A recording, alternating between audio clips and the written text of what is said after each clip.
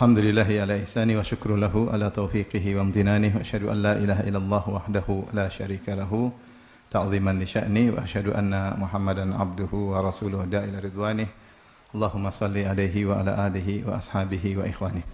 Hadirin hadirat yang dirahmati oleh Allah Subhanahu wa taala, pada kesempatan yang bahagia ini kita akan membahas tentang hadis-hadis yang menyebutkan tentang khairun nas, manusia yang terbaik ya. Tentunya lafal-lafal yang seperti ini banyak. Ada yang akmalul mukminin, orang beriman yang paling sempurna ya. Misalnya ditanya lagi siapa yang paling akram, orang yang paling mulia. Tetapi kita berusaha memilih hadis-hadis yang datang dengan lafal khair, yaitu yang terbaik ya. Saya kumpulkan beberapa hadis, tentunya mungkin ada hadis-hadis yang lain tidak sempat saya kumpulkan, tapi saya akan sampaikan beberapa hadis yang datang dengan lafal khairun nas, yaitu orang yang terbaik ya. Tentunya ketika Rasulullah menamakan mereka dengan khairun nas, manusia terbaik, maksudnya adalah terbaik di sisi Allah Subhanahu wa taala. Dan seorang jika telah meraih al-khairiyah, keterbaikan di sisi Allah, maka tentu ganjarannya juga yang terbaik. Dia akan meraih surga dengan surga yang terbaik pula. Dan ternyata ketika kita membaca hadis-hadis yang terkait dengan manusia terbaik, ternyata banyak jalan untuk menjadi manusia yang terbaik. Maka kita berusaha untuk menempuh jalan-jalan tersebut. Kalau tidak bisa semuanya, maka sebagian daripada jalan-jalan tersebut. Ini dalil bahwasanya jalan-jalan menuju surga banyak, untuk menjadi yang terbaik di sisi Allah juga banyak. Taib, di antara hadis-hadis tersebut, yang pertama adalah hadis yang masyhur. Rasulullah SAW bersabda, khairun nas anfa'uhum linnas. Sebaik-baik manusia adalah yang terbaik bagi manusia yang lain ya. Sebaik-baik manusia adalah yang paling terbaik bagi manusia yang lain. Semakin seseorang memberi manfaat kepada orang lain dengan apa yang bisa dia berikan, apakah dari sisi pemikiran, tenaga, atau pendidikan ya, atau dakwah, dia bantu orang lain, semakin banyak mengambil manfaat darinya, maka dia menjadi yang terbaik. Dari sini para ulama membuat suatu kaidah bahwasanya al-ibadah al-muta'addiyah khairun minal ibadah al-qasirah.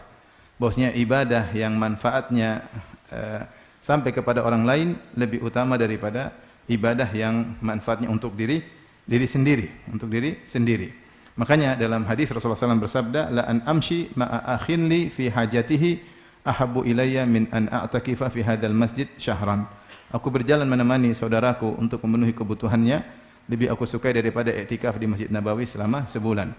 Karena iktikaf ibadah qasirah, terkait dengan diri seorang, adapun bantu orang lain adalah ibadah yang muta'addiyah, terkait dengan orang lain ya.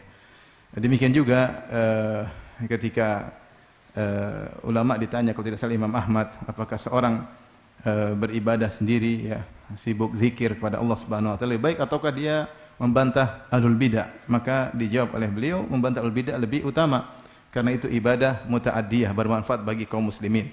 Semakin banyak manfaat diraih oleh kaum muslimin, maka jadilah orang tersebut menjadi yang terbaik. Sekali lagi, keterbaikan ini diperoleh dengan manfaat yang terbanyak. Manfaat tersebut terkait dengan harta, ekonomi, atau pendidikan, atau dakwah, atau apa saja yang manfaat bagi kaum muslimin, maka dia menjadi orang yang terbaik.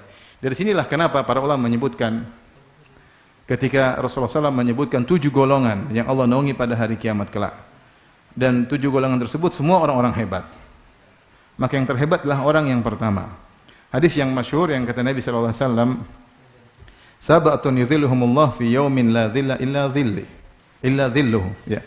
7 golongan yang Allah naungi, yang tidak ada naungan kecuali naungan Allah Subhanahu wa taala ya. Ada yang menyebutkan adalah naungan arsy Allah, sebagian dalam sebagian riwayat yang lain. Ada yang mengatakan naungan yang Allah ciptakan. Naungan yang Allah ciptakan diidhafahkan kepada Allah, ditasyrif. Naungan khusus yang Allah ciptakan pada hari tersebut untuk menaungi 7 golongan yang mulia, yang tidak ada naungan kecuali naungan Allah ketika matahari diturunkan dalam jarak 1 mil. Panas yang amat terik, keringat bercucuran dan yang lainnya. 7 golongan tersebut semua orang hebat, kata Nabi SAW, imamun adil, imam yang adil. Yang kedua, syabun nasya fi ibadatillah, anak muda yang tumbuh dalam ketaatan kepada Allah. 3, rajulani tahabba fillah, ijtama alaihi wa tafarraqa alaihi. dua orang yang saling mencintai karena Allah, bertemu karena Allah, berpisah karena Allah. Yang keempat, rajulun qalbuhu mu'allaqun bil masajid, seorang yang hatinya terikat dengan masjid, selalu rindu ingin ke masjid.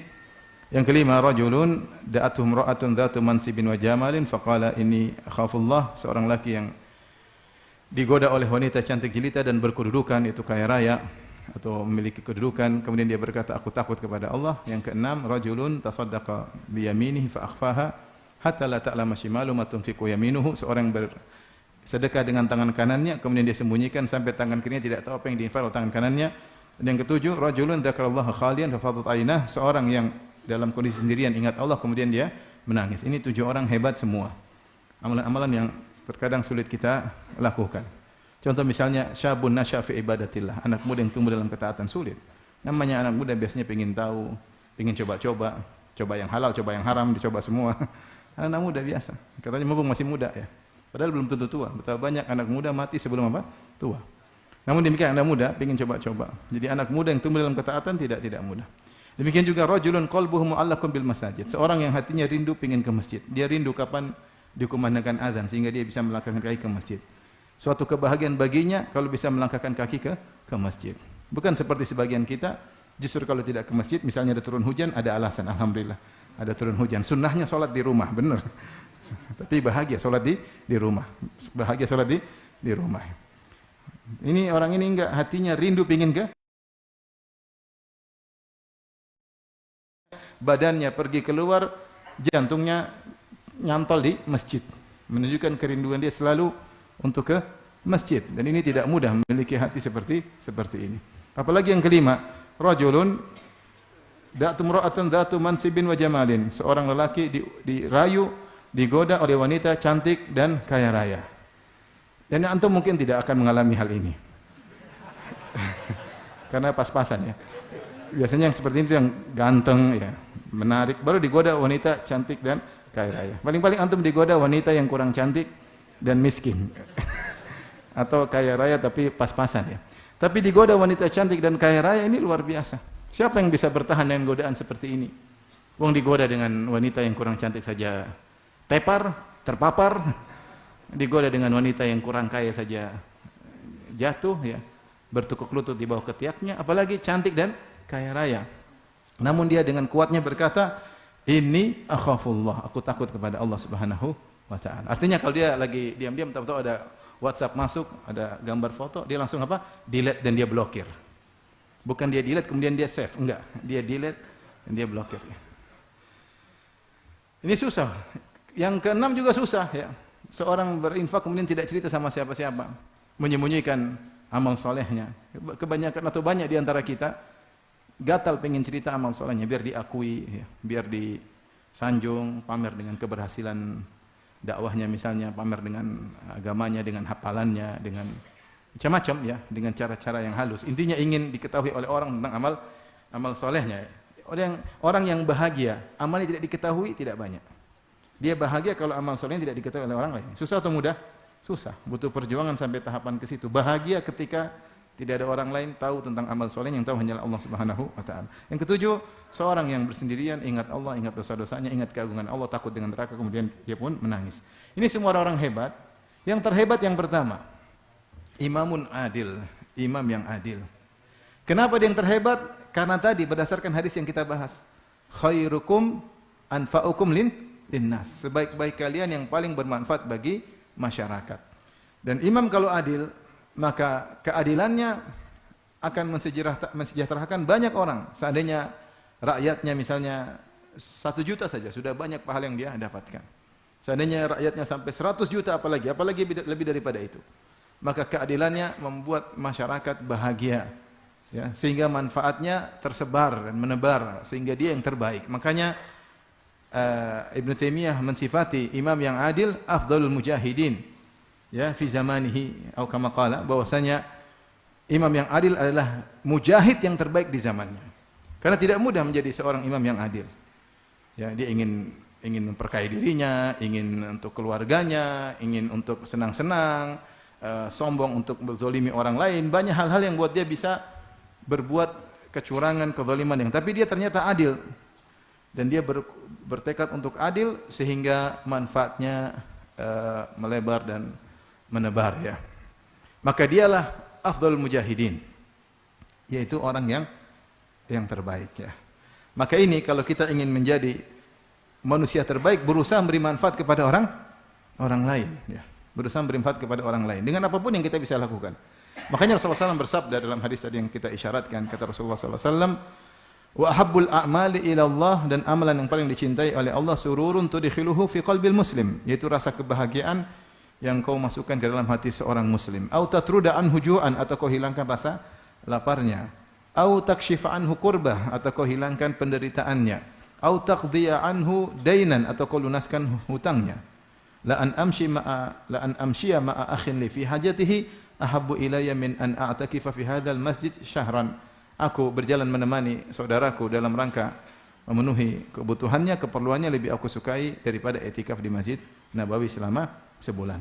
Dan ini juga memberi isyarat kepada kita mafhumul mukhalafah.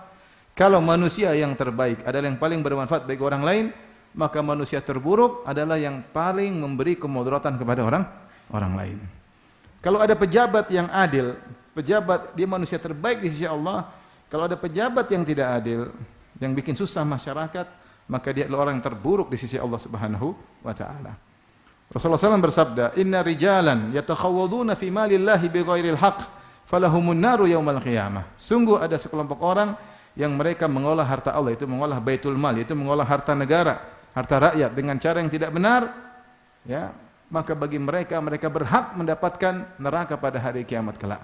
Kenapa? Selama mereka di dunia mereka egois, mengepentingkan kemaslahatan dirinya dan keluarganya, senang-senang, sementara banyak masyarakat yang akhirnya harus menderita gara-gara kesenangan dirinya. Maka dia yang lebih utama dimasukkan neraka pada hari kiamat kelak, karena dia menghilangkan kebahagiaan banyak orang untuk kebahagiaan pribadi. Maka pada hari kiamat kebahagiaan dia akan diambil. Ya, dia akan paling sengsara pada hari kiamat kelak. Maka seorang waspada ketika diberi amanah oleh Allah Subhanahu wa taala menjadi penguasa, menjadi pejabat, maka berusahalah dia menjadi seorang yang terbaik di sisi Allah, jangan sebaliknya, menjadi orang yang terburuk di sisi Allah Subhanahu wa taala. Maka saya mengeri kalau membayangkan orang-orang yang koruptor mengambil harta negara, harta rakyat. Bagaimana dosa mereka ya? Mereka bukan berhadapan dengan satu dua orang ketika hari kiamat. Mereka akan disidang oleh Allah berhadapan dengan mungkin jutaan masyarakat. Ya. Mengerikan. Masih mending kalau kita berbuat zalim kepada satu orang, kita berhadapan dengan dia. Tapi kalau berbuat zalim sama ribuan orang, jutaan orang, apa yang mau kita lakukan pada hari kiamat kelak di hadapan Allah Subhanahu wa taala ya. Subhanallah. Yang kita lihat kenyataan, biasanya tukang koruptor itu bukan orang miskin, orang yang sudah apa? Yang sudah diberi kekayaan oleh Allah Subhanahu wa taala.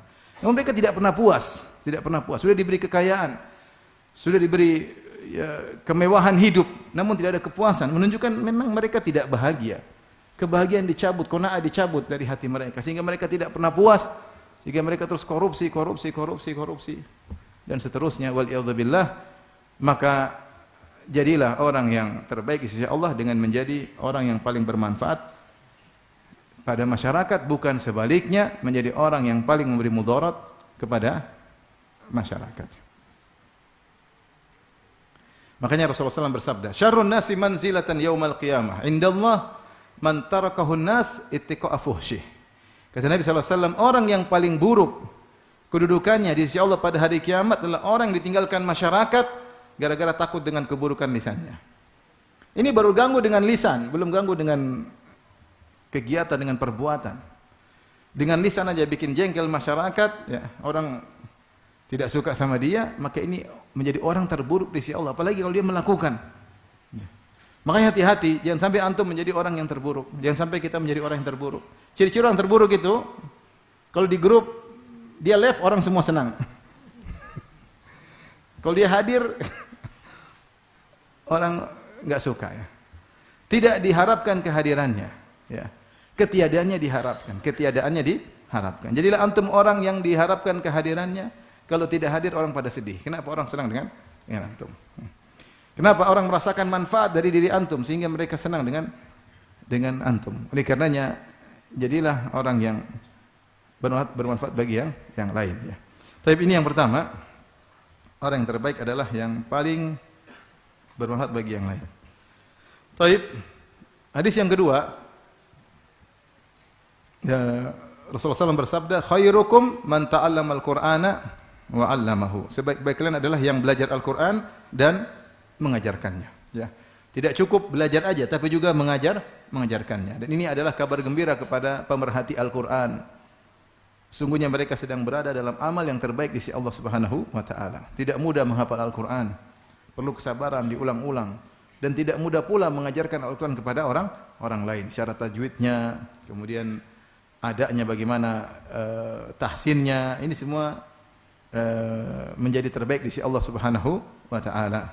Dan bagaimana Nabi sallallahu alaihi wasallam memuliakan para penghafal Al-Qur'an sampai ketika perang Uhud, para sahabat harus dikuburkan dalam satu liang lahat beberapa orang, maka Rasulullah SAW menyuruh untuk didahulukan aktsaruhum akhdhan lil Qur'an, yang paling banyak hafalannya, untuk dimasukkan terlebih dahulu dalam liang lahat. Dan semua yang terkait dengan Al-Qur'an, ya, yang punya sumbangsi dalam belajar Al-Qur'an dan mengajarkan Al-Qur'an, maka bisa menjadi yang terbaik. Siapa yang diberi kemudahan oleh Allah untuk belajar tajwid dan mengajarkannya, dia menjadi terbaik di sisi Allah Subhanahu wa taala. Siapa yang diberi kemudahan oleh Allah untuk memahami tafsir, kemudian mengajarkan tafsir kepada masyarakat, dia menjadi yang terbaik di sisi Allah Subhanahu wa taala. Siapa yang menjadikan masyarakat cinta dengan Al-Qur'an dan mengamalkannya, maka dia menjadi terbaik di sisi Allah Subhanahu wa taala. Semua ini yang perhatian sama Al-Qur'an menjadi terbaik di sisi Allah Subhanahu wa taala. Tentu semuanya harus dengan ikhlas ya. Harus dengan ikhlas. Ikhlas dalam belajar, ikhlas dalam mengajarkannya. Jangan sampai seorang sudah menguasai Al-Qur'an kemudian terkena penyakit riya, bangga-banggaan dengan sanatnya, bangga-banggaan dengan tartilnya, jangan. Antum belajar, kita belajar dan mengajarkannya karena Allah Subhanahu wa taala. Taib, di antara hadis yang juga terkait dengan keterbaikan ya, adalah sabda Nabi sallallahu alaihi wasallam, khairukum li ahlihi wa ana khairukum li ahli. Kata Nabi sallallahu alaihi wasallam, sebaik-baik kalian adalah yang terbaik bagi istrinya, dan aku adalah suami yang terbaik. Di sini dalam hadis ini saya ulangi, kata Rasulullah SAW, khairukum li ahlihi wa ana khairukum li ahli. Sebaik-baik kalian yang terbaik bagi istrinya, dan aku adalah suami yang terbaik. Di sini Rasulullah SAW mengkaitkan keterbaikan seorang suami dengan sikapnya kepada istrinya. Semakin dia terbaik bagi istrinya, maka dia semakin terbaik di sisi Allah. Semakin pahalanya banyak, semakin tinggi surganya di sisi Allah Subhanahu wa taala. Ini isyarat kepada kita yang statusnya sebagai suami, ini jomblo di luar pembahasan. Ini buat para suami. Bahwasanya kalau mau cari pahala, terkadang tidak usah jauh-jauh. Tidak usah jauh-jauh ngurusin anak yatim, ngurusi janda, ngurus istri sendiri. Jangan semangat ngurusi janda, istri sendiri tidak diurusin. Ternyata ladang pahala di rumah luar biasa. Kamu menjadi terbaik bagi istrimu, maka kamu menjadi terbaik di sisi Allah dan kamu meraih surga yang terbaik di sisi Allah Subhanahu wa taala. Ya. Oleh karenanya kita dapati bagaimana para sahabiat ya, mereka merasa bahwa suami mereka adalah suami yang terbaik. Lihatlah bagaimana Ummu Salamah radhiyallahu taala anha yang hidup bersama Abu Salamah, merasakan manis dan pahitnya kehidupan. Mereka pernah terpisah hampir setahun. Suaminya hijrah dulu, kemudian dia belakangan. Kemudian suaminya meninggal dunia. Ketika suami meninggal dunia, maka dia pun berdoa dengan doa yang diajarkan oleh Nabi sallallahu alaihi wasallam, Allahumma ajurni fi musibati, ya Allah berilah aku pahala pada musibahku. Ketika dia ingin baca doa selanjutnya, wa khluf li khairan minha, gantilah aku dengan yang lebih baik, maka dia sempat terdiam sejenak, tidak kuat untuk mengucapkan doa ini, wa khluf li khairan minha. Gantikanlah aku lebih baik. Kenapa? Dalam hatinya bergumam, ya, man khairun min Abi Salamah. Siapa yang lebih baik daripada suamiku Abu Salamah? Bagaimana saya minta berikan aku yang lebih baik daripada suamiku, sementara suamiku adalah suami yang terbaik. Sehingga dia berkata, man khairun min Abi Salamah. Siapa yang lebih baik daripada Abu Salamah? Tapi karena itu sunnah Nabi sallallahu alaihi wasallam, maka dia baca juga, wa khluf li khairan minha. Ya Allah, berikanlah aku ganti yang lebih baik daripada Abu Salamah. Ternyata Allah kabulkan kemudian dia dilamar oleh siapa? Nabi sallallahu alaihi wasallam yang jelas jauh lebih baik daripada Abu Salamah radhiyallahu taala anhu. Itu pun Ummu Salamah ketika dilamar oleh Nabi dia tidak langsung terima. Masih terngiang-ngiang bagaimana Abu Salamah dalam hatinya. Maka dia berusaha menolak Nabi sallallahu alaihi wasallam dengan mengajukan 3 syubhat. Syubhat pertama, argumentasi pertama dia mengatakan, Rasulullah saya sudah tua. Yang kedua, ya Rasulullah saya punya anak yatim banyak. Yang ketiga, saya ini pencemburu ya Rasulullah. Artinya saya pencemburu, tidak pantas untuk menikah dengan Anda, nanti bikin problem dalam rumah tangga. Kalau seorang istri suka cemburu, bikin masalah enggak? Antum enggak ngerti. Ini saya cerita tentang apa? Antum enggak ngerti, dengar aja. Jadi apa namanya? Maksudnya Ummu Salamah minta uzur. Ya Rasulullah, saya ini pencemburu. Kalau pencemburu nanti masalah dalam rumah tangga. Dia sebutkan 3 argumentasi, tidak langsung terima lamaran Nabi SAW. Maka Nabi SAW bantah syubhat tersebut satu demi satu. Kata Nabi SAW, adapun engkau mengatakan engkau sudah tua, aku lebih tua daripada kamu. Adapun kau punya anak-anak, anak-anak saya yang ngurus nanti. Adapun kau pencemburu, aku akan berdoa agar Allah menghilangkan kecemburuanmu. Subhanallah. Dan demikian setelah menikah, dalam sejarah Ummu Salamah dia jarang mencemburu. Jarang cemburu. Ya. Akhirnya menikah dengan Rasulullah sallallahu alaihi wasallam. Yang jadi perhatian kita, bagaimana Ummu Salamah yang hidup dengan kesederhanaan dengan Abu Salamah, dia merasa suaminya adalah suami yang terbaik. Sampai ketika Nabi SAW melamar pun dia tidak langsung terima karena cintanya kepada Abu Salamah luar biasa. Ya. Sampai dia mengedepankan, memajukan beberapa uzur agar Nabi mundur, tetapi Nabi ternyata tetap maju. Ya. Ya. Inilah yang saya inginkan. Kalau istri antum ditanya oleh orang-orang, anti gimana suami anti? Man khairun min zauji. Siapa yang lebih baik daripada suamiku? Jangan bilang siapa yang lebih parah dari suamiku. Suami anti bagaimana? Masya Allah, Allahumma barik, Masya Allah, top suami saya. Ya. Bagaimana baiknya? Zauji khairun min dhalik. Suamiku lebih baik daripada yang kalian persangkakan. Masya Allah. Luar biasa. Seperti yang disebutkan dalam hadis Ummu Zara. Dia mengatakan Malik wa ma adraka Malik, Malikun khairun min dhalik. Tahukah kalian suamiku si Malik? Tahukah kalian siapa si Malik? Malik lebih baik daripada yang kalian persangkakan. Maksudnya keutamanya sangat banyak. Saya ingin antum istri antum kalau ditanya bagaimana suami antum? Bagaimana suami anti? Suamiku lebih baik daripada yang kalian apa? Persangkakan. Luar biasa. Allahu Akbar. Tapi ada enggak?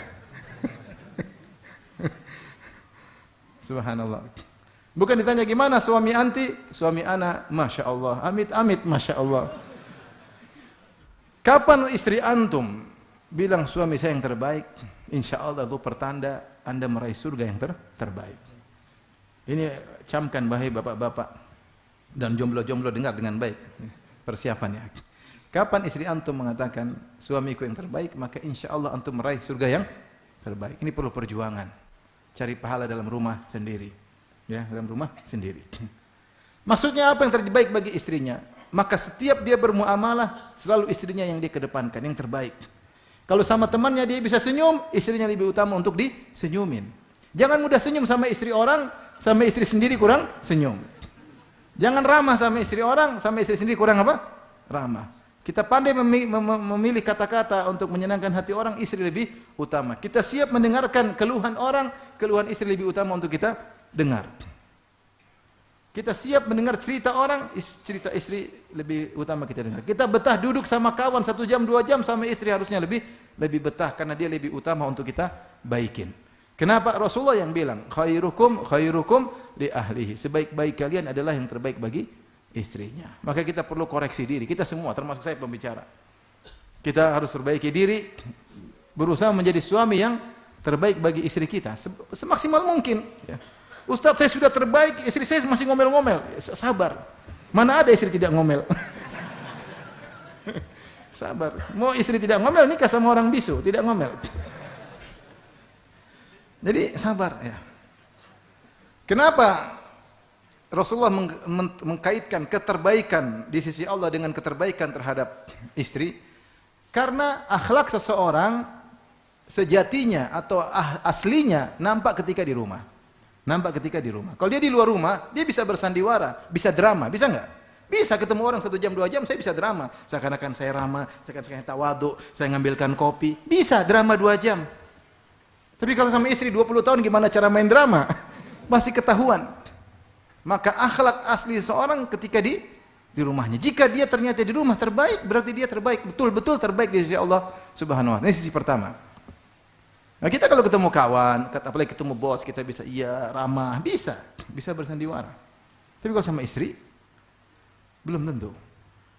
Makanya ada kisah disampaikan oleh seorang syekh. Jadi ada 4 orang kerja di kantor. 4 orang kerja di kantor. Selama kerja, salah satu dari 4 orang ini akhlaknya sangat baik. Sehingga teman-temannya, taruhlah A, B, C, D. B, C, dan D tahu si A ini akhlaknya sangat baik. Sehingga B, C, dan D selalu cerita ke istri-istri mereka. Kita punya kawan di kantor si A, baik sekali akhlaknya. Sering istri B, C, D mendengar tentang kisah teman suami-suami mereka, si A.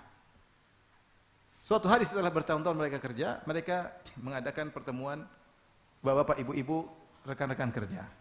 Kumpullah bapak-bapak di ruangan sendiri, ibu-ibu di rumah, di ruangan sendiri.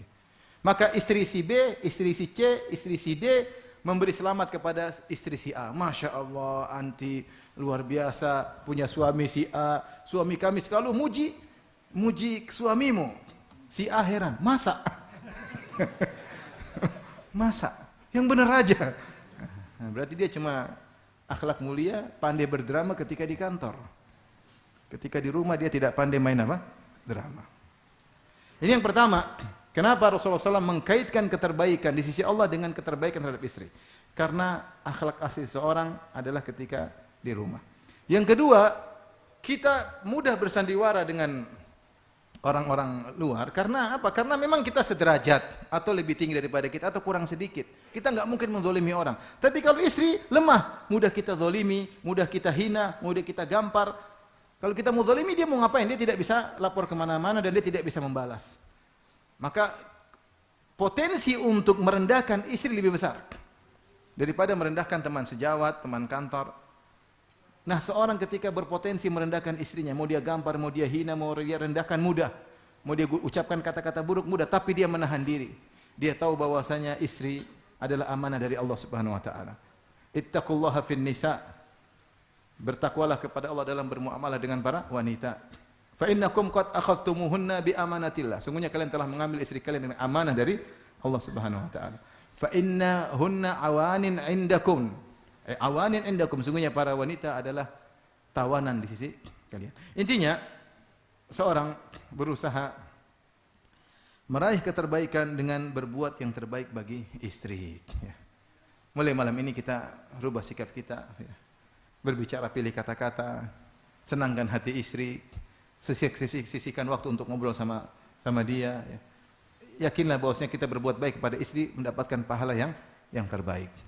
Karena Rasulullah telah mengatakan sebaik-baik kalian yang terbaik bagi istrinya. Baik.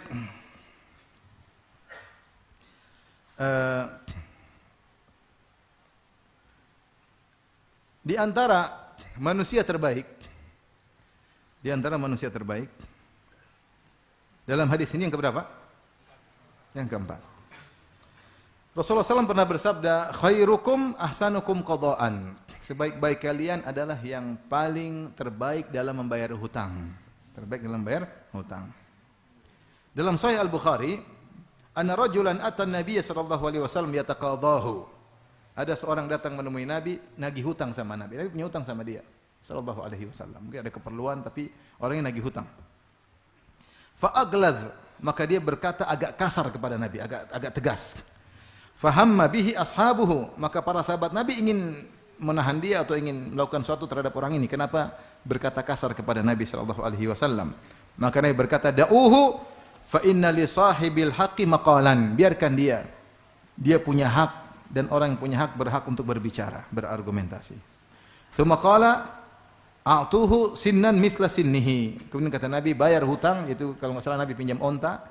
Kata Nabi, berikan onta sebagaimana ketika saya pinjam, sesuai dengan umurnya. Qala ya Rasulullah, la najidu illa amthala min sinnihi. Kata para sahabat, ya Rasulullah, kami tidak mendapati ontamu kecuali lebih baik daripada onta yang kau pinjam. Kata Rasulullah SAW, a'tuhu, berikan onta yang lebih baik. Fa inna min khairikum ahsanakum qada'an. Karena di antara orang yang terbaik di antara kalian adalah yang terbaik ketika membayar apa? hutang. Di antara bentuk terbaik membayar hutang adalah membayar hutang dengan lebih. Tentu tanpa ada perjanjian sebelumnya. Dengan syarat kelebihan tersebut dibayar ketika pelunasan, bukan di tengah-tengah. Kalau di tengah-tengah itu namanya riba. Kita punya hutang sama orang 1 juta, baru bayar 500.000, kita kirim kue. Padahal bukan kebiasaan kita. Ini namanya kue minta maaf. Pembayaran akan ditunda. Kue ini namanya kue riba, enggak boleh. Kecuali itu kebiasaan kita sebelum hutang piutang, ya. Tapi kalau kita sudah bayar lunas, kita kasih bonus, kasih kue kayak, kasih apa kayak, maka tidak jadi masalah. Sebagaimana Rasulullah SAW ketika melunasi dia kasih onta yang lebih baik daripada onta yang dia pinjam. Subhanallah, saya renungkan hadis ini. Rasulullah mengatakan, khairukum ahsanukum qada'an. Sebaik-baik kalian adalah yang terbaik dalam melunasi hutang. Ternyata memang akhlak seseorang kelihatan ketika hutang. Benar atau tidak? Benar. Pernah mengalami? Sering ya? Sering mendolimi, sering didolimi. Oleh karenanya ketika dalam athar yang masyhur, ketika ada seorang merekomendasi orang lain di hadapan Umar, maka Umar bertanya, kau mengenal dia? Iya, saya kenal dia ya Umar. Makanya saya rekomendasi dia. Kata Umar bin Khattab, apakah engkau jaruhul al-mulasik? Apakah engkau adalah tetangganya? Tengah langsung, alladhi ya'rifu madkhalahu wa makhrajahu, yang tahu kegiatan dia sehari-hari, masuk rumah, keluar rumah kapan, sehingga kau kenal dia. Kata dia, bukan, saya bukan tetangganya. Ya. Kemudian kata Umar, apa kau pernah bersafar dengan dia? Pernah bersafar dengan orang ini? Karena dengan safar ketahuan akhlak seseorang, makanya dikatakan as-safar yusfir. Safar dikatakan safar karena dia mengungkap akhlak seseorang, apalagi zaman dahulu.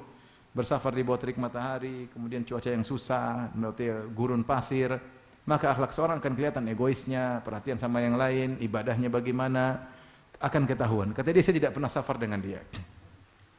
Kata Umar, mu'amiluhu bid-dirham wad dinar. Ya. Alladhi yustadallu bihi ma'al al-wara'u kama qala Umar. Apakah kau pernah bermuamalah dengan dia? Dengan dinar dan dirham, dengan masalah uang. Yang dengan dinar dan dirham diketahui seorang itu wara atau tidak. Kata dia enggak pernah. Kata Umar, idzan la ta'rifuhu. Kalau gitu kau tidak kenal dia. Di antara cara kita mengenal orang adalah ketika kita bermuamalah dengan dia masalah dinar dan dirham. Jual beli, di antaranya utang piutang. Subhanallah, akhlak seseorang nampak ketika hutang piutang. Oleh karenanya di antara rahmat Allah Subhanahu wa taala, Allah menurunkan ayat yang paling panjang adalah ayatul dain. Ayat tentang utang piutang. Ayat paling panjang dalam Al-Qur'an, ayat utang piutang. Bahkan sebagian ulama mengatakan ini adalah arja ayatin fi kitabillah. Ayat yang paling memberi harapan kepada kaum muslimin adalah ayat tentang hutang. Kenapa? Allah perhatian kepada manusia agar jangan sampai mereka melakukan pelanggaran karena masalah utang piutang rentan. Potensi untuk ada kesalahan-kesalahan ya.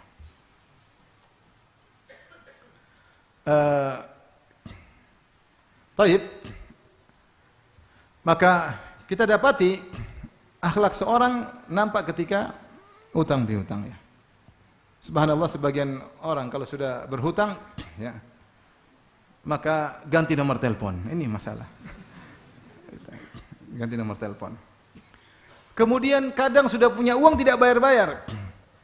Padahal Nabi SAW bersabda, matalul ghani zulmun. Seorang yang sudah punya uang, sudah jatuh tempo, tidak bayar-bayar, maka dia berbuat zalim. Dia punya uang, dia tidak bayar, maka dia berbuat zalim kepada orang tersebut.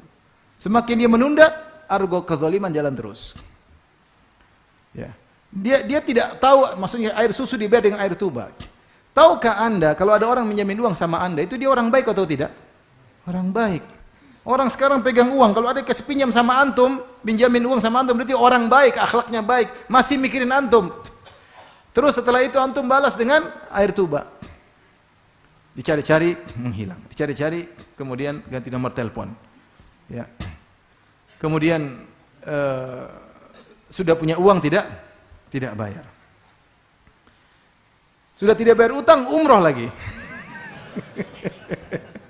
Jadi ini pernah kejadian nyata. Saya punya teman si A dan si B, taruhlah. Si A punya utang sama si B. Umroh lah kita, masing-masing travel sendiri-sendiri. Saya ketemu si B. Kemudian ketemu juga si A di sana. Weh, gimana si B? Tanpa merasa wajah bersalah.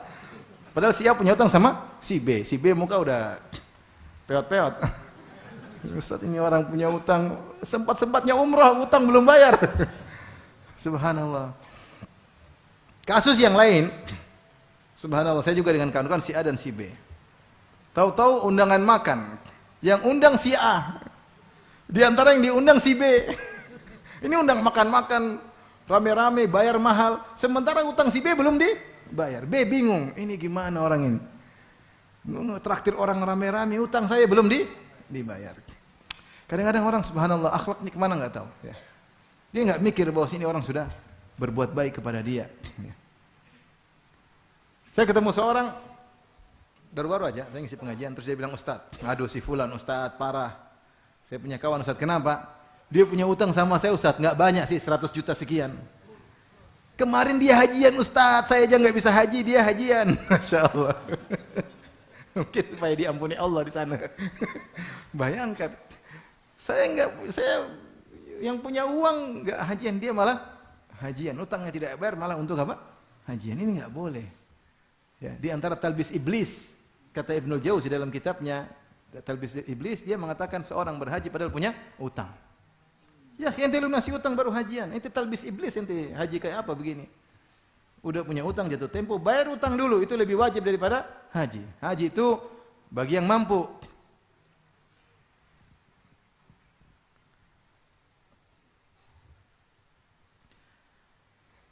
Oleh karenanya, ya,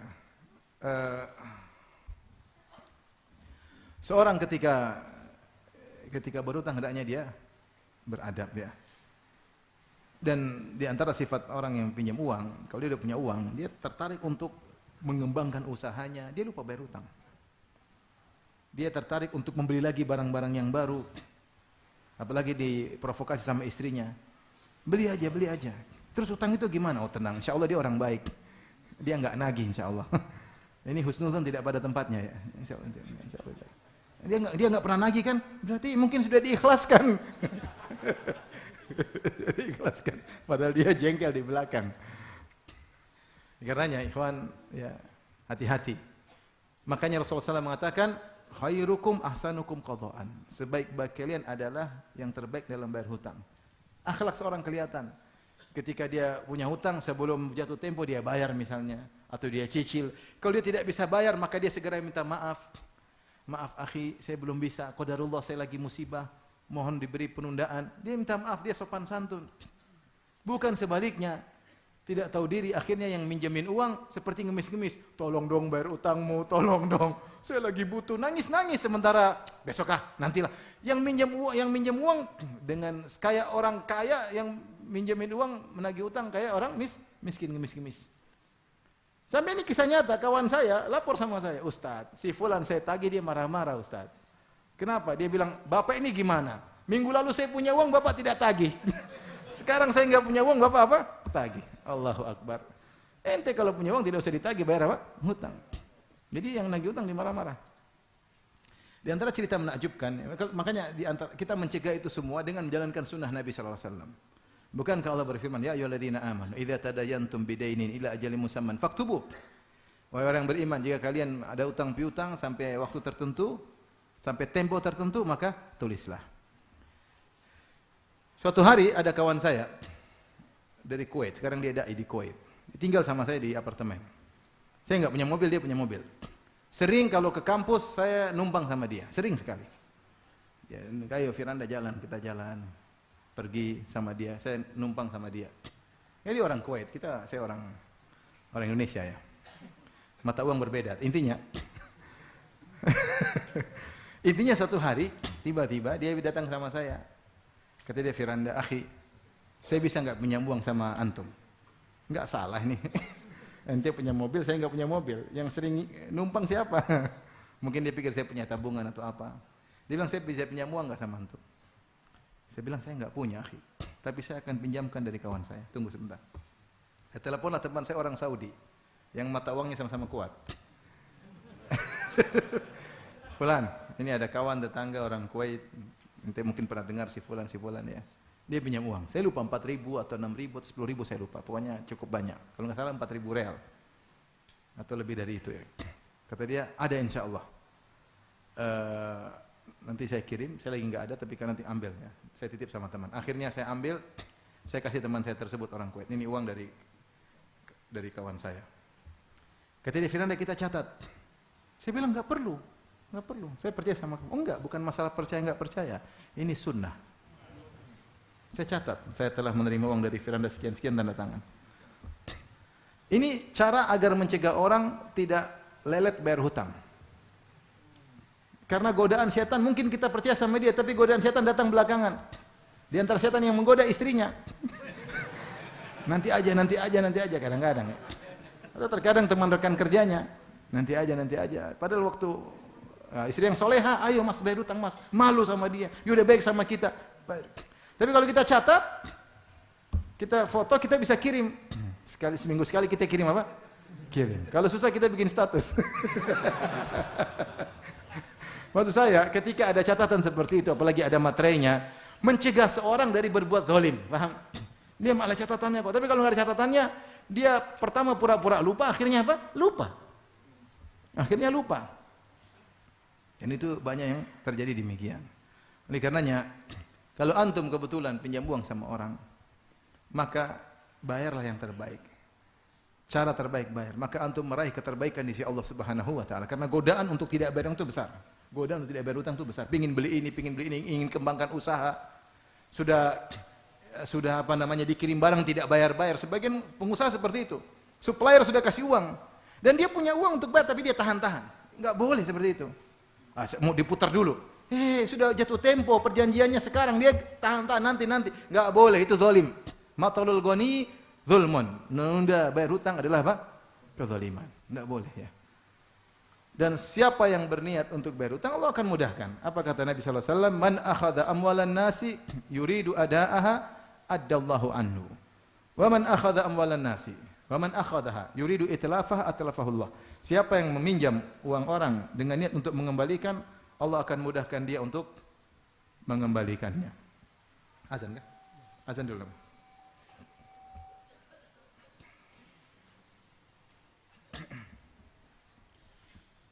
Allahu Akbar, Allahu Akbar. Allahu Akbar,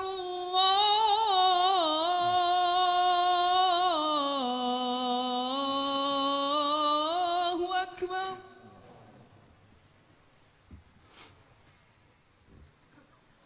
Asyhadu an la ilaha illallah.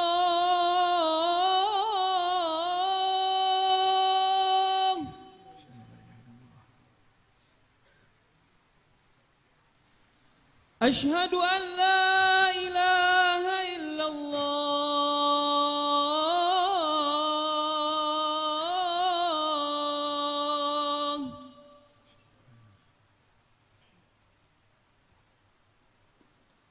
Asyhadu anna Muhammadar Rasulullah.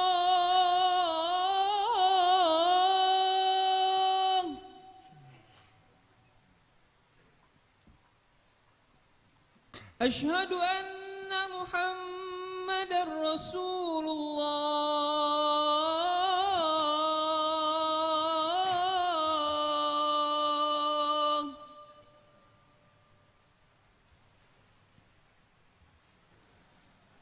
Hayya 'alas salah.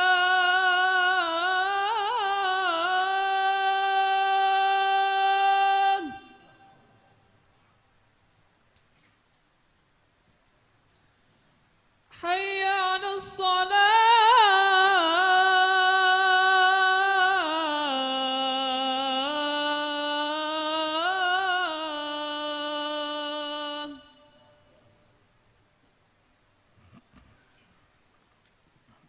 Hayya 'alal falah.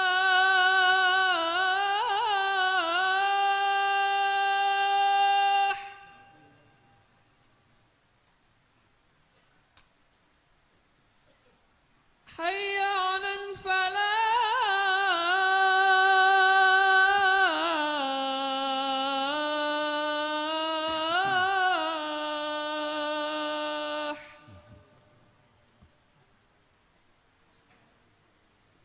الله أكبر الله أكبر لا إله إلا الله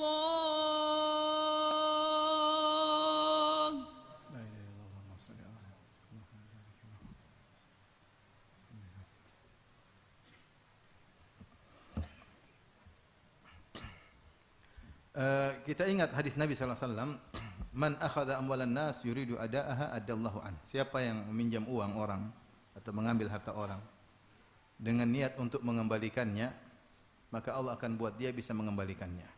Syekh Ibnu Utsaimin rahimahullah taala menyebutkan Allah akan mudahkan dia bayar hutang tersebut. Itu terbukti. Sebagian kawan punya hutang sampai miliar-miliar, tapi dia bertekad. Ketika dia mengambil, niatnya baik, memang dia ngambil untuk mengembalikan. Akhirnya dia bisa kembalikan meskipun harus bertahun-tahun. Ya. Seandainya dia tidak bisa mengembalikan karena keburu meninggal misalnya, dia sudah berusaha semaksimal mungkin, maka di hari kiamat Allah yang akan membela dia. Allah yang akan membela dia. Yang penting ketika dia ambil memang dia niat untuk apa? Mengembalikan. Dan dia komitmen dalam pembayaran. Jika dia punya dia akan selesai insyaAllah. Kalaupun tidak selesai, maka Allah akan lunasi di hari kiamat kelak. Karena masalah utang masalah besar. Dan barang siapa yang ngambil uang orang, dia tidak niat kembalikan, dia tahu dia tidak bisa bayar, dia bilang insyaallah bulan depan, padahal enggak. Dia ngambil uang ternyata untuk tutup lubang yang lain, tidak ada keperluan, dia bohong, dia macam-macam, maka orang seperti ini sulit untuk apa? Mengembalikan. Allah akan hancurkan dia di dunia apalagi di akhirat. Di antara kisah yang saya pernah alami, saya dulu punya kelas Qismul Aqidah, doktor juga, orang Suriah. Saya pernah bermuamalah sama dia. Sampai saya lupa muamalah tersebut. Intinya dia pinjam uang saya 500 real. Ini bicara zaman sudah lama ya. Sudah lama, mungkin kisah mungkin 10 tahun lalu ya. Kemudian dia lulus, saat itu pun tidak ketemu dia, liburan khusus tidak ada nomor kontak dan yang lainnya. Dan dia punya risalah, saya lupa judulnya. Risalah tersebut pernah saya kirim ke Syekh Abdul Razak. Tentang inti maknanya, saya lagi cari-cari, saya lupa judulnya. Intinya itu hiburan bagi orang yang terusir dari negerinya. Dia orang Suriah terusir dari apa? Negerinya. Dia sebutkan bagaimana para anbiya diusir, Nabi Ibrahim, Nabi Muhammad SAW, banyak nabi-nabi diusir. Orang-orang soleh terusir. Hiburan bagi orang yang terusir. Syekh Abdul Razak baca sampai selesai, kemudian dia bilang dia puja risalah tersebut. Yang tulis kawan ya. Subhanallah. Setelah kami terpisah, mungkin saya bilang 10 tahunan. Tiba-tiba dia dapat kontak saya pas musim haji. Dia telepon, mungkin lewat teman-teman, akhirnya sempat, saya ingat dia bilang, Firanda saya ingin ketemu. Saya bilang ngapain kita suka sibuk, saya ingin ketemu aja, saya sering ingin ketemu kamu. Dia tidak bilang membayar utang. Dengan repot, akhirnya hari pertama kita gagal, akhirnya ketemu. Dia datang dengan susah payah, dia tempat mungkin hotel miskin jauh, saya hotelnya mewah waktu itu. Datang jauh-jauh ya. Saya mau bilang hotel nanti antum menghasat, jangan, enggak usah. Tidak semua kenikmatan diceritain. Yang penting mewah ya. Intinya dia datang dari jauh. Dia datang, dia peluk saya. Tentu dia ambil 500 real, dia bilang Firanda ini utang saya dulu. Ya Allah, saya aja dia lupa kau utang, saya utang apa lupa saya bilang. Intinya saya enggak usah, kecil uang segitu maksud saya. Tapi intinya nanti antum kira saya ambil lagi, biar sudah susah kita ambil lagi duitnya, kasihan kan. Tapi intinya dia ingat. Sudah hampir 10 tahun dia ingat, saya saja dia lupa. Dan dia berusaha cari saya, luar biasa. Orang kalau niat bayar akan bisa apa? Bayar. Ini sebagian kita malah pura-pura lupa. Malah husnudzon, insyaallah dia sudah lupa. Insyaallah dia ikhlaskan, baik, enggak pernah nagih sama kita kok. Dia ikhlas insyaallah. Ini husnudzon tidak pada tempatnya, enggak boleh seperti ini. Oleh karenanya, kalau antum ingin menjadi terbaik di sisi Allah, kita ini siapa sih yang tidak punya hutang? Saya tanya sama antum, yang tidak punya hutang angkat tangan. Coba. Ada yang tidak punya hutang? Ada yang tidak punya hutang? Sama sekali enggak punya hutang. Coba angkat tangan. Sudah kawin belum? Sudah. Oh, Masya Allah. Sudah kawin belum punya hutang? Belum punya hutang ya? Masya Allah. Hebat. Yang lain muka hutang semuanya.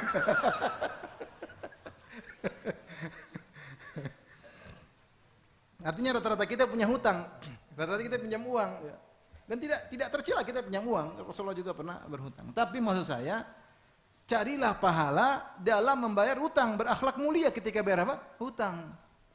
Kita nih pahala, jalan pahala banyak. Lagi punya hutang, cari pahala dengan membayar apa? Hutang. Tepat pada waktunya, komitmen. Kalau kita tidak bisa bayar, minta maaf. Minta maaf. Kalau dia marah-marah, ya kita sabar karena memang itu sudah bijengkel dia, sabar. Jangan kita balik marah. Kamu tuh ikhwan kok marah-marah sih? Ya sudah, kita yang salah. Ya afwan, saya belum bisa. Ya berakhlak mulia dalam bayar hutang. Insya Allah menjadi terbaik di sisi Allah Subhanahu wa taala. Tapi kita lanjutkan. Di antara keterbaikan yang Rasulullah SAW sebutkan dalam hadis dari hadis Abdullah bin Amr bin As radhiyallahu anhuma, Rasulullah SAW bersabda, "Khairul ashabi indallahi khairukum li sahibihi." Sebaik-baik sahabat di sisi Allah adalah yang terbaik bagi kawannya. Yang terbaik di antara kalian kepada kawannya. Wa khairul jirani indallahi khairukum li jarihi. Dan sebaik-baik tetangga di sisi Allah adalah yang terbaik di antara kalian terhadap tetangganya. Nah, ini juga ladang kita meraih keterbaikan. Kita punya teman-teman, punya kawan-kawan. Ada kawan jauh, ada kawan dekat. Ketika kita punya hubungan khusus dengan teman-teman, jadilah kita menjadi teman yang terbaik. Apa teman terbaik itu? Yang paling mudah memberi nasihat, yang paling mudah membantu, yang paling sabar mendengar keluhan apa? Kawannya. Itulah kawan yang terbaik.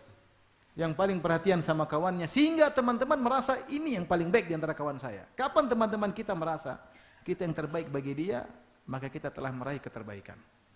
Semakin tinggi, semakin terbaik. Semakin kurang, semakin kurang. Dan Allah mengetahui segala kegiatan kita. Allah tahu ini yang terbaik, ini terbaik nomor 1, terbaik nomor 2. Maka kesempatan kita punya kawan-kawan jadi yang terbaik di antara kawan. Kapan dia butuh, kapan dia ingin ngobrol, kita siap. Ya. Selama tentunya tidak mengorbankan hak-hak yang lain. Tapi kita, kalau dia salah, kita nasihati, kita kasih masukan, kita ingin kebaikan bagi dia, kita jadi cermin bagi dirinya kalau dia ada kesalahan, sehingga kita menjadi kawan terbaik baginya. Ketika kita bersafar dengan dia, subhanallah, sebagian masyayikh, saya diceritain kalau tidak salah saya Syekh. Ketika dia safar, dia bilang saya yang jadi amir. Jadi amir. Saya Syekh atau siapa? Saya ingat saya Syekh Abdurrahman bin Nasir Syekh. Saya yang jadi amir. Taib. Di amir. Nah, sekarang perintah saya ngurus kalian semua masalah makan, masalah kalian nurut sama saya. Jadi dia yang masak, dia yang melayani teman-temannya ketika apa? Bersafar. Dan mereka tidak bisa membantah karena dia sudah jadi apa? Amir safar. Dia menjadi yang terbaik. Ya. Dulu kalau nggak salah ayahnya Ummu Salamah ya dikenal dengan Zadur Raqab, ya. Yaitu bekal rombongan safar. Diberi gelar tersebut ya Zadur Raqab atau Zadur Raqab, diberi gelar tersebut karena kalau dia bersafar semua dia yang tanggung. Masalah makan, masalah ini dia yang tanggung ya. Enak safar sama orang seperti itu ya. Jalan-jalan semua dia yang bayarin. Enak atau tidak? Enak ya. Kalau kita punya rezeki, kenapa kita harus pelit? Kita yang menjadi terbaik ketika sedang bersafar terhadap kawan-kawan kita. Ya, kalau kita nggak punya ya semampunya ya. Tapi maksud saya, di antara cara kita meraih keterbaikan di sisi Allah, jadi kawan yang terbaik. Kita kawan benar-benar dia merasa kita adalah kawan yang baik, siap untuk berkeluh kesah, siap untuk mendengar curhat, siap untuk memberi masukan. Kalau ada masalah dia bantu, ya menjadi kawan yang terbaik sehingga kita meraih keterbaikan di sisi Allah Subhanahu wa taala. Jangan dikenal kawan maslahi. Ada maslahat saja baru dekat sama kita. Enggak ada maslahat dia jauh. Ini kawan enggak benar seperti ini. Ya, ini kawan yang perlu diwaspadai. Baik, di antaranya wa khairul jiran, ini juga perlu diperhatikan. Sebaik-baik tetangga adalah yang terbaik di antara kalian kepada tetangganya. Antum punya tetangga, jadilah antum yang terbaik di antara tetangga tersebut. Kapan semua tetangga merasa ini yang terbaik, berarti ente telah meraih keterbaikan di sisi Allah Subhanahu wa taala. Sekarang bertetangga, sunnah dalam bertetangga banyak orang tinggalkan. Apalagi di kota besar, masing-masing sibuk dengan dirinya. Mana ada mau kirim-kirim makanan, tegur sapa, hampiri rumah tetangga, hampir tidak ada, hampir tidak terjadi. Saya tidak tahu kalau di Banjarmasin ya. Tapi kalau di kota besar itu sudah. Ini juga kota besar, mohon maaf, ini juga kota besar. Cuma ada yang lebih besar. Ada yang lebih besar ya. Cuma di sini belum ada tol ya? Belum ya. Katanya kalau mau tahu kota besar atau tidak, lihat ada tol atau tidak. Tapi intinya seperti Jakarta, orang masing-masing sibuk dengan dirinya. Entah karena ekonomi yang sulit, Entah karena apa. Intinya sibuk sehingga lupa untuk berbuat baik sama tetangga. Padahal berbuat baik sama tetangga tidak begitu sulit.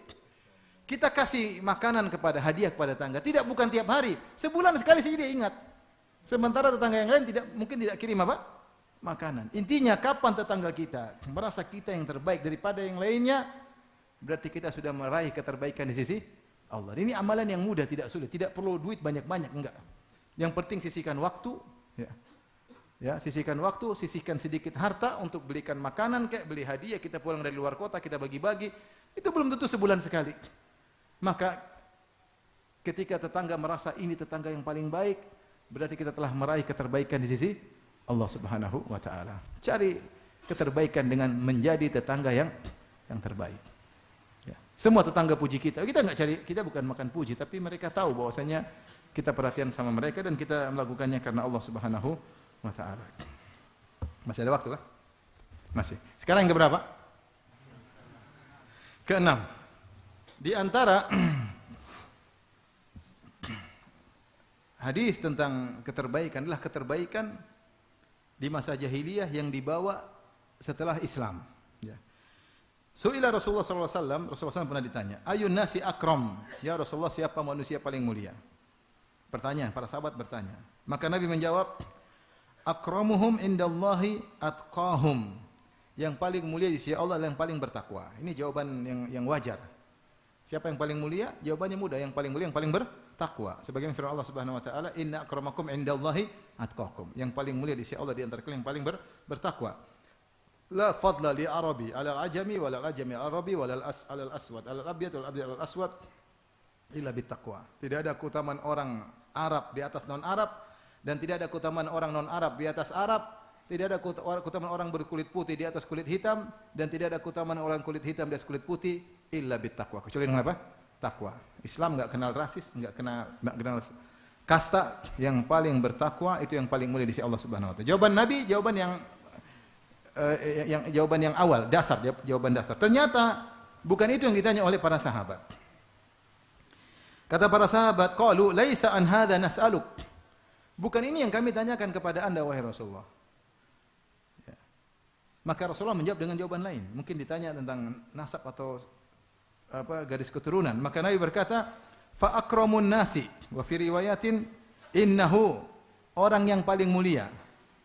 Ya. Dalam riwayat yang ini, orang itu yang termulia adalah Al-Karim, Ibnul Karim. Mulia, putra si mulia yaitu Yusuf, ya, Nabiullah, Ibnu Nabiyillah, Ibni Nabiyillah, Ibni Khalilillah. Orang paling mulia Nabi Yusuf. Yusuf bin Yakub, bin Ishaq, bin Ibrahim. 4 silsilah Nabi tidak ada kecuali dalam silsilah Nabi Yusuf alaihissalam. Dia manusia yang terbaik kata Nabi SAW. Manusia paling mulia karena silsilah Anbiya langsung berturut-turut 4. Tidak ada yang seperti ini. Nabi merasa ini jawaban yang dimaksud. Ternyata bukan. Kata para sahabat, laisa an dzalika nas'aluka. Bukan ini yang kami tanyakan kepada Anda Rasulullah. Maka Rasulullah pun bertanya, fa an ma'adinil Arab tas'aluni? Kalian sedang bertanya kepadaku tentang asal muasal Arab, tentang kabilah-kabilah mereka, suku-suku mereka, mana yang terbaik? Kata mereka, "Na'am ya Rasulullah." Maksudnya orang Arab ini kan banyak nasab-nasabnya, kabilah-kabilahnya. Mana yang terbaik di antara mereka? Itu yang kami mau tanya. Maka Rasulullah SAW menjawab, "Fa khiyarukum fil jahiliyah." Sebaik-baik kalian di jahiliyah, khiyarukum fil Islam. Maka dia juga yang terbaik dalam Islam, idza faquhu, dengan syarat dia faqih, belajar agama. Ya. Maka Rasulullah tidak sebutkan nasab tertentu, kabilah tertentu, karena orang terkadang dari satu kabilah dia baik. Mungkin yang lain kurang baik, dia ternyata baik di antara kabilah tersebut. Maka coba kalian lihat di zaman jahiliyah, ada orang terbaik di antara kalian dari akhlak, kemudian ramah, dermawan, pemberani. Ini kalau mereka masuk Islam, kemudian fakuhu, belajar agama, mereka menjadi terbaik pula. Ya, keterbaikan yang ada di zaman jahiliyah dibawa ke dalam Islam, kemudian ditempel dengan ilmu, maka dia menjadi apa yang terbaik. Kalau saya boleh katakan ini antara jahiliyah dengan Islam, maka saya boleh katakan demikian pula seorang mungkin di zaman jahiliyah, kemudian ketika hijrah, dia membawa sifat-sifat baiknya ketika belum hijrah dan belajar agama, maka dia menjadi yang terbaik. Ada kawan misalnya, kita punya kawan misalnya zaman jahiliyah, misalnya ada orang di zaman jahiliyah, dia paling baik, meskipun dalam maksiat, dia paling dermawan. Kalau minum bir, dia yang belikan bir. Kalau mau disko dia yang bayarkan masuk apa? Disko. Dia paling baik. Meskipun maksiat, tapi dia paling dermawan. Kalau berkelahi lawan orang jalanan, dia paling berani, paling depan. Meskipun dia gunakan kebaikan pada hal yang buruk, tapi dia punya bibit-bibit apa? Potensi kebaikan. Ketika itu dia pindahkan setelah hijrah, dia tetap dermawan. Dalam hal kebaikan, dia jadi pemberani. Dalam hal kebaikan, maka dia belajar agama, maka dia menjadi yang terbaik. Ini isyarat bahwasanya ilmu agama sangat penting. Karena Rasulullah beri isyarat idza faquhu. Kalau mereka apa? Faqih, belajar agama. Maka kalau antum punya bibit-bibit baik, dermawan kayak pemberani kayak ya pandai berorasi, kebaikan-kebaikan yang ada di masa lalu antum bumbui dengan ilmu agama, maka bisa menjadi terbaik di sisi Allah Subhanahu wa taala. Karena sebaik-baik warisan adalah warisan para nabi dan warisan para nabi adalah ilmu. Baik. Habis waktu kah? 5 menit lagi. Ada tentang ibu-ibu, tapi ibu yang terbaik yang bagaimana? Mau dibahas? Tidak usah ya? Bahas. Boleh? Boleh. Taib. Tidak banyak, kalau ibu-ibu cuma 2 hadisnya. Sekarang keterbaikan terkait dengan para wanita. Ya. Rasulullah SAW pernah bersabda, khairu nisaikum. Ini yang keberapa ini? 7. Khairu nisaikum alwadudul waludul muwatiyatu almuwasiyatu idza taqainallah. Sebaik-baik wanita di antara kalian ada yang alwadud, yaitu penyayang, yang sayang sama suaminya, manjain suaminya, cium-cium suaminya, minta dicium sama apa? Suaminya. Dia nampak kasih sayangnya ya. Ya, pijit-pijit suaminya, itu namanya alwadud, penyayang ya. Tahu kan penyayang? Atau antum enggak punya? Penyayang. Penyayang. Al-walud yaitu subur. Karena Rasulullah SAW bangga punya pengikut yang banyak. Fa inni mukatsirun bikumul umama yaumil qiyamah. Aku bangga punya keturunan yang banyak. Artinya di luar, kalau dia mampu punya anak banyak, biarin punya anak banyak. Kalau tidak mampu ya di luar kemampuannya. Baik. Kemudian al-muwatiyah al-muwasi. Al-muwatiyah itu selalu sepakat dengan suaminya. Tidak suka membangkang, suaminya bilang A, dia bilang A, suaminya bilang B, dia bilang apa? B. Itu taat kepada suami. Selalu menyesuaikan diri dengan apa? Suami. Pandai beradaptasi dengan keinginan suami. Selama suami tidak menyuruh kepada kemaksiatan. Ya, maka ini wanita yang terbaik. Karena dia tahu taat kepada Allah adalah ibadah termudah masuk surga. Dia tahu. Sebenarnya dalam hadis yang antum sudah ketahui, jika seorang wanita salat 5 waktu, puasa bulan Ramadan, menjaga kemaluannya, wa ata'at ba'laha, dan taat kepada suaminya, maka dikatakan kepadanya masuklah surga dari pintu mana saja yang engkau sukai. Ini menunjukkan bahwasanya taat kepada Allah ibadah yang sangat agung. Sangat mudah memasukkan dalam surga. Dan sebaliknya membangkang terhadap suami adalah dosa yang sangat berbahaya. Makanya ketika Rasulullah SAW menyebutkan nasihati para wanita ketika salat Id, Rasulullah SAW berkata, ya ma'syaran nisa tasaddaqna fa innakunna aktsar hatabi jahannam. Wahai para wanita, bersedekahlah, sungguhnya kalian banyak penghuni neraka jahanam. Ada yang bertanya, lima ya Rasulullah, kenapa? Kata Rasulullah SAW, li'annakunna takfurnal ashir, karena kalian suka membangkang kepada, tidak bersyukur kepada suami. Di antara bentuk tidak bersyukur yaitu membangkang kepada suami. Kalau kita punya misalnya punya anak buah, kalau dia bersyukur kita suruh dia nurut atau tidak? Dia nurut, ke sana, ke sini, ke sana, nurut dia. Dia pandai bersyukur, kita kasih gaji dia bersyukur. Suami sudah berusaha sebaik-baiknya kepada istri, istri enggak taat. Sayang, tolong gorengkan telur. Goreng sendirilah. Masa saya gorengin? Kamu goreng sendiri. Akhirnya, bibi, gorengin. Sayang, siapin. Abi mau safar. Bibi, siapin semua. Jadi yang soleha, bibinya. Bukan istrinya. Ini problem besar ini. Saya ketemu orang awam, ini orang awam beneran, orang awam. Ibu dia bilang, Ustadz, saya ini ibu saya ngajarin saya. Pokoknya kalau urusan ngurus suami, saya yang langsung, pembantu tidak boleh. Saya yang bukakan sepatu suami, saya yang pakai bajukan suami, saya yang semuanya suami, saya yang bawakan makanan kepada suami, saya yang meramu makanan suami, saya bawakan air minum. Bibi tidak boleh. Bibi boleh beres-beres sana sini, yang langsung berkontak langsung dengan suami saya. Ini ajaran dari orang tua saya, subhanallah. Ini tradisi yang bagus. Bagaimana seorang istri berusaha melayani apa? Suami. Bukan asyik main HP, main bibi soleha. Dan sebagian suami parah, nurut-nurut terus sama suaminya. Jadi suami soleha. Istrinya mau ini mau anu dia iya terus. Istrinya pun salah iya terus. Ini suami yang gimana seperti ini? Dan ini hati-hati ibu-ibu kalau ingin menjadi wanita terbaik di sisi Allah, jadilah wanita yang muwatiyah, berusaha selalu adaptasi dengan keinginan apa? Suami. Berusaha cari tahu. Makanya di antara cara menjadi istri soleha mengenali kesukaan suami. Suami suka apa sih? Suka ini, suka ini, suka ini. Dia catat dan dia berusaha memenuhi keinginan apa? Suami. Dan itu pahalanya besar. Ya. Pahalanya besar insya Allah Subhanahu wa taala. Berusaha menyenangkan suami. Al-muwasiyah yaitu menghibur suami. Kalau suami mungkin ada mengalami kesedihan, dia hibur. Dia tenangkan hati suami, ya. Seperti Khadijah radhiyallahu anha yang selalu menenangkan hati Nabi sallallahu alaihi wasallam, ya. Maka ini adalah wanita yang terbaik. Maka ibu-ibu kalau ingin jadi yang terbaik si Allah, jadilah wanita seperti ini. Sulit Ustaz, memang sulit. Saya tidak bilang mudah. Ini perjuangan. Ya, perjuangan berjihad di jalan Allah untuk menjadi istri yang terbaik di sisi Allah Subhanahu wa taala. Yang terakhir yang ke-8. Ya. Dalam hadis ketika Rasulullah SAW ditanya, "Ayyun nisa'i khair?" Ya Rasulullah, wanita mana yang terbaik? Maka Rasulullah SAW berkata, "Allati tasurruhu idza nadhara ilaiha." Wanita yang menyenangkan dia jika dia melihat kepada wanita tersebut, kepada istrinya. Wa tuti'uhu idza amaraha, dan istri yang taat kepadanya jika diperintahkan. Wala tukhalifuhu fi nafsiha wa maliha bima yakrah, dan tidak menyelisih suaminya pada dirinya. Kalau suaminya lagi pingin maka dia tidak menyelisihi, tidak menolak, dan harta pun dia gunakan sesuai dengan keinginan suaminya, dan dia tidak menyelisih penggunaan harta tersebut dengan hal yang dibenci oleh suaminya. Ini wanita yang terbaik, mirip seperti hadis pertama, cuma ada tambahan di sini. Allati tasurruhu idza nadhara ilaiha. Istri yang terbaik, wanita terbaik adalah yang enak dipandang oleh suaminya. Kalau suami lihat dia, maka suami apa? Bahagia. Maka ini mengkonsekuensikan seorang wanita supaya enak dipandang, maka dia perhatikan dua kecantikan. Kecantikan pertama, kecantikan fisik. Dia perhatikan kecantikannya, ya. Jangan mentang-mentang lagi masa pertumbuhan kemudian dia makan sebanyak-banyaknya sehingga dia berkembang, melebar dan membesar.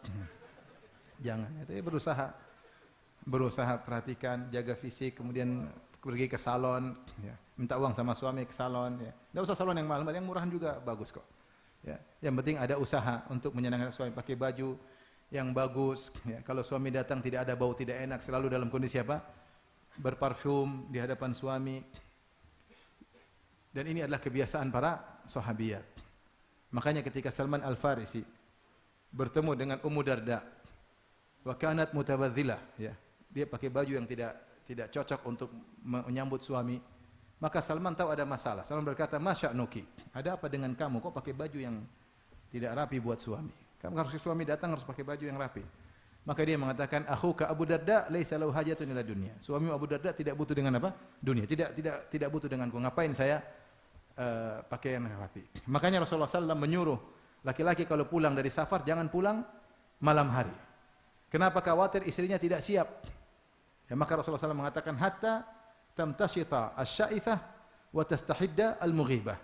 Agar wanita yang rambutnya semrawut bisa sisir rambut, yang belum cukur bulu kemaluan bisa cukur bulu kemaluan.